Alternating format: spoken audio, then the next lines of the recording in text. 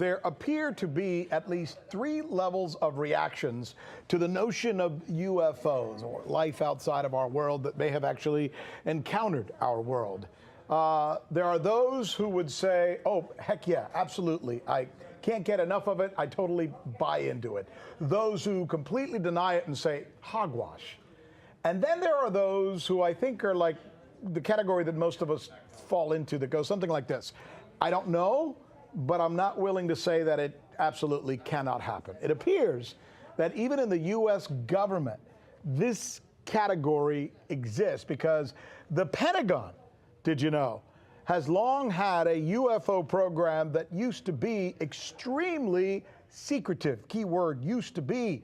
News with Rick Sanchez. Special correspondent Michelle Greenstein is joining us now because the head of that program is now going to go public and tell his story. Who is this guy and what are we talking about? He is. His name is Luis Elizondo, and the program was the Pentagon's Advanced Aerospace Threat Identification Program. The Pentagon put $22 million a year into this thing, which was then a secret. This was their secret UFO program, right? And it was supposedly concluded in the year 2012. Now, before this program, the U.S. Air Force actually had something different. It was called Project Blue Book, and that investigated claims of UFOs, thousands of them, in the 50s and 60s. But once the Navy upgraded its radar technology in the 80s, we started to see these UFO sightings become much more common. Now, Luis Elizondo, who's the former director of this program, actually resigned in protest. He claims that he wasn't a fan of the excessive secrecy, and he wasn't a fan of the fact that the government was unwilling to address the potential risks of UFOs. Well, let me ask you the question that I think most people who are listening to you speak would want to know. The fact that they had a program, okay.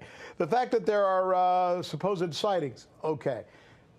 What's the difference, though, between some drunk guy in Arkansas saying, I saw something that doesn't check out, and verifiable accounts that they think, hey, there may have actually been an unidentified flying object there? Right. So those drunk guys, which maybe there were thousands of them, in the past few decades, a lot of people are claiming to have seen UFOs in the U.S., I guess are now being maybe vindicated by these Pentagon officials like Mr. Elizondo, who, like I said, was the head of a Pentagon program. And he said that what these people were seeing in the Navy and the Air Force was being verified on radar, and that these UFOs were so fast, because, UFO just means anything that you can't identify, right? Right, exactly. But the reason he thinks they were, let's say, out of this world is because they were so fast that they would have experienced the gravitational forces that far exceed the limits of endurance for both humans and the aircraft known to humans. He says that by all of his observations, they had to have been from another world. But half the time, these things are either the Russians or the Americans doing some missile deployment or missile test that maybe Mr. Elizondo didn't know about.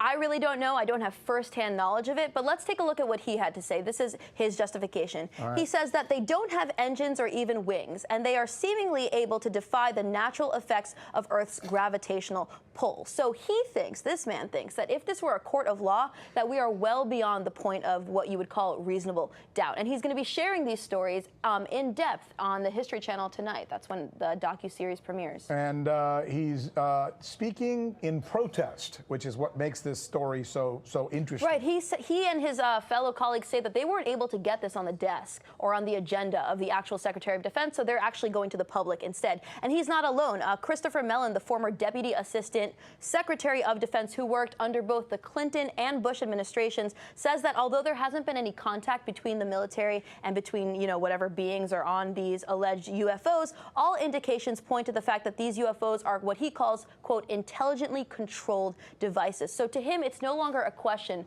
of if UFOs exist, but the question is, what are they? Who's in them, and why are they out here? Good stuff. And you know what else is kind of interesting that I do want to bring up? I did not know. Mellon is framing this as a national security issue. And he and others are saying, oh, these UFOs, they're operating near U.S. military facilities. And it's interesting, we might as well bring this out into the open. He actually drafted the legislation that actually created the U.S. Special Operations Command. So he's in the military intelligence circles, and these people are definitely framing it as a national security issue. And some may even say that these former government officials are capitalizing on, our inherent nature of being curious, of wanting to know whether UFOs exist, on the long history of people claiming to see UFOs, to justify the creation of this new military branch, the Space Force, that Trump is already, setting into motion. In fact, we covered this a couple of days ago. If the Senate Armed Services Committee version of the defense spending bill passes both the House and the Senate, we are going to see the creation of the U.S. Space Force under Donald Trump. What is that from? I don't know what that is. Help me in the control room. I think that is Twilight Zone. Oh, yes, okay. Twilight Zone. Thank you very much. My bad. Yeah.